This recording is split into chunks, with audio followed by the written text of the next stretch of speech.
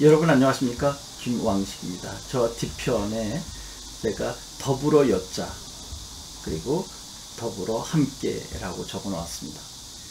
자소서 1번이 쉽지 않은 모양입니다.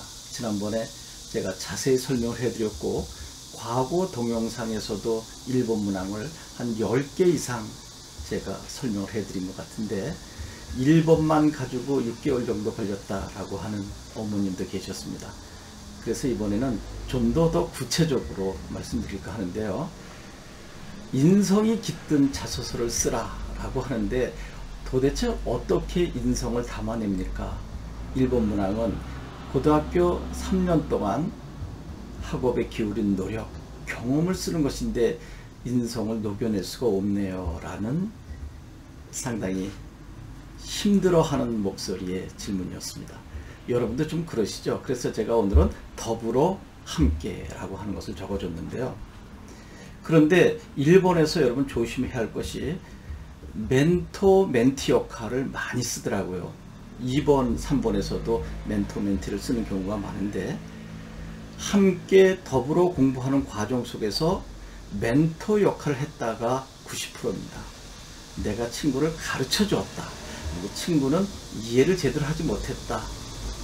모든 것을 내가 주도하는 것입니다. 내가 전지전능한 선생님의 모습을 보여주고 있어요. 이것은 바람직하지 않습니다. 함께 해결해 가는 과정이 중요하죠. 그러면 여러분들은 선생님 위에 있는 듯한 느낌이 들기도 하고요. 자칫 잘못하면 교수님에게 나는 대단한 사람입니다. 뛰어난 능력을 가지고 있습니다. 라고 하는 오만함을 여러분들 모르게 실수하는 경우가 나오거든요. 이것은 바로 인성적인 측면에서 오만함이죠. 그러니까 인성적인 측면은 겸손함이 드러나야 되는데 나는 겸손합니다 라고 또 쓸 수 없잖아요.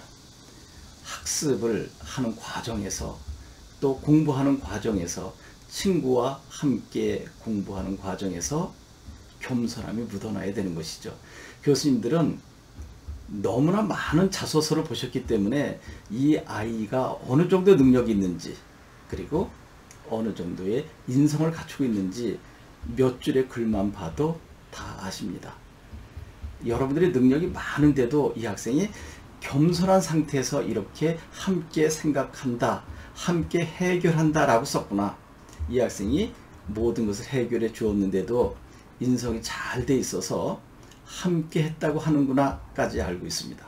그런데 여러분이나 또 부모님들은 내가 이것을 주도적으로 하지 않고 함께 했다 그러면 능력이 안 돼서 그냥 힘든 과정 속에서 공부한 것 아닌가 라고 하는 생각을 갖게 되면 어떡하죠? 라고 하는 질문을 2, 3년 전 현장에서 학생 부모님과 공부할 때 많은 이야기가 나왔던 것입니다. 여러분 거기까지 걱정 안 하셔도 됩니다. 이제 조금 더 구체적으로 한번 가볼까요? 항상 작은 부분을 집중적으로 써야 합니다. 첫 문장을 제가 낯설게 참신하게 하자 그랬더니 일부에서 이 문제를 상당히 우려하는 것 같아요. 무슨 소설 씁니까? 라고 하는데 제가 언제 소설을 씁니까? 자기소개서를 쓰는 거죠. 여러분 상식적으로 생각해 보세요. 대한민국의 자기소개서를 작성하는 사람들 아마 90%가 저는 이렇게 시작하지 않을까요? 아니면 고등학교에 입학해서 또는 고등학교 시험 처음을 보고 이렇게 쓰는 것이 90% 아닐까요? 그러니까 그 문장을 보고 교수님들께서 너무 식상해 하시니까 좀 참신하게 가달라라고 하는 것이지 그것을 소설 쓰듯 창의적으로 만들어서 간다라고 접근하면 이것은 바람직하지 않죠.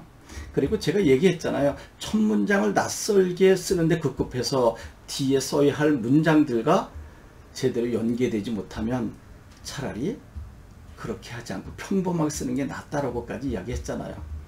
그것이 무서워서 연결시키지 못할 것이 무서워서 평범하게 간다면 여러분 합격할 가능성은 많지 않아요. 그래서 외고 특히 특목고 학생들의 자기소개서 보면 대체로 소 제목을 씁니다.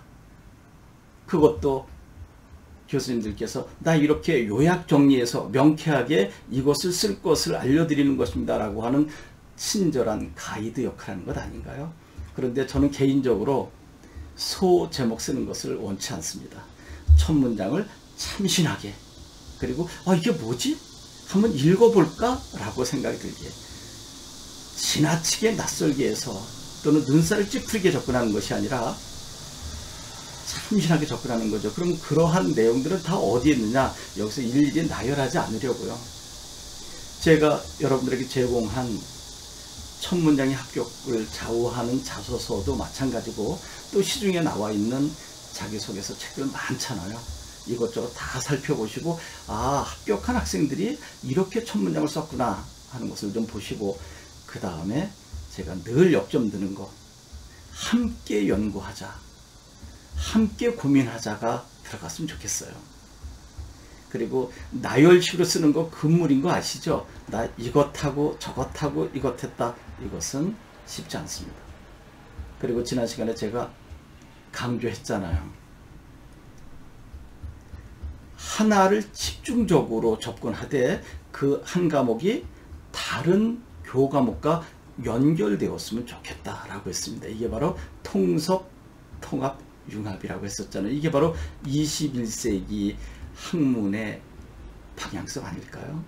그러니까 하나만 가지고 접근을 하는 것처럼 보이지만 결국 그 하나는 다른 교과목과 자연스럽게 연계돼서 마치 실타리가 이렇게 풀려나가듯, 그래서 하나만 잘 잡아나가면 전체를 아우를 수 있도록 매력적이잖아요. 그렇게 해서 이제 얻어낸 결과물, 이것을 이제 항상 나눠주고 또 함께 생각해보고 하는 것도 좋은데, 이것을 책자로 묶어서 여러분들 보관하는 것도 중요하지 않을까요? 책을 꼭 시중에 판매용으로 생각하는 것이 아니라 비매용으로 여러분 학교 자체로 프린트물로 묶어서 여러분 동기들 또 후배들에게 물려주고, 또 그게 근거 자료로 남는다면 교수님께서 이 학생 한번 만나볼까? 정말 이 자료를 보충 교재로 만들어서 동료 또는 후배들에게까지 물려주었나? 물어보고 싶지 않을까요? 얼마나 정성스럽게 오답 노트 및 또 풀이 과정을 만들, 또 그게 공신력이 있으면 선생님들 및 주변 학생들이 인정을 했기 때문에 묶음집으로 나가고 또 계속 전해지는 것 아닐까요? 그럼 어떻게 만들었느냐? 그것을 한번 좀 보자 라고 하는 것을 이야기해 보려면 당연히 1차 합격하고 면접에서 만나야 되지 않을까요? 여러분, 제가 여기서 이야기하는 것 항상 여러 번 반복하는 이유는, 10번, 20번 똑같은 반복을 하는 이유는 이렇게 했으면 좋겠다라고 하는 것입니다. 반드시 이렇게 하라가 아니라 이렇게 하면 좋지 않을까? 나열식으로 쓰지 마라. 그리고 넋두리를 늘어놓지 말아라. 또 내가 제일인 것처럼 하지 말아라. 뭐 이 정도면 여러분도 공감하지 않나요? 그리고 내가 어떻게 공부했는지 구체성이 있어줘야 된다라고 하는 거죠. 지난 시간에 수학 문제를 푸는 과정 속에서 지우지 않았다라고 하는 부분 굉장히 중요한 것입니다. 이것은 서울교대 합격한 여러분의 선배의 자기소개서입니다. 저와 함께 공부한 학생입니다. 이제까지 틀린 것은 연필로 쓰고 다 지웠는데, 그러니까 펜슬 그리고 지우개는 필수 도구인 것처럼 보였죠. 왜 내가 틀린 것을 지워버립니까? 틀린 것을 그대로 놔두어야 또 답안지에 있는 것 선생님 설명해 준 것과 비교 검토해 보죠. 나의 실수를 내가 확인해 보죠. 이것은 매우 중요한 부분이었습니다. 바로 이러한 학습 방법이 나의 삶의 방법까지도 수정해 주었다. 어떻게? 난 이제까지 잘못한 것을 숨기고 지워버리고 했었는데 그냥 놔두는 거죠. 그리고 솔직하게 고백하는 거죠. 나 과거에 이러이러한 잘못이 있었는데 돌이켜보니까 참으로 부끄러웠다.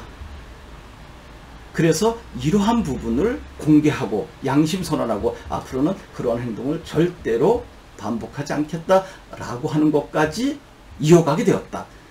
그래서 서울교대 간 이 학생은 면접 볼 때도 교수님께서 이 부분을 집중적으로 질문하셨다고 합니다. 너는 학습한 내용을 실제의 삶과 연결시켜서 실천해 가는 모습, 내가 너 만나서 물어보고 싶었다 라고 했다라고 하는 것입니다.